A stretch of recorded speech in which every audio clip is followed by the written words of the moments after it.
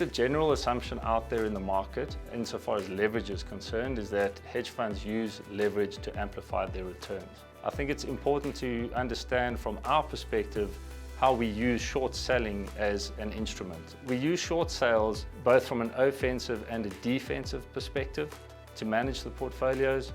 Offensively, we look to take advantage of pair trades, of rump trades, and of outright short sales to exploit and to generate returns.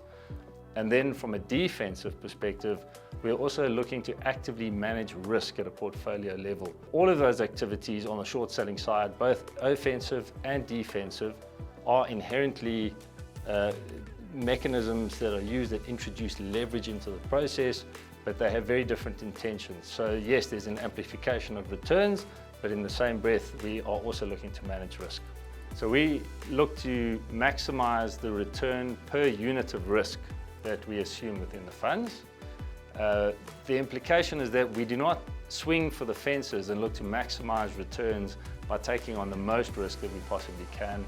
You cannot generate returns without risk, and I think assuming well-priced risk is absolutely important in this equation. I think it is important to note that when you see our performance numbers quoted in any documentation that we publish, these returns are always net of fees. We think it is inherently dishonest to quote returns that are gross of fees, and you will never see that from us. We will always show you the total return that you generate as the investor in your back pocket.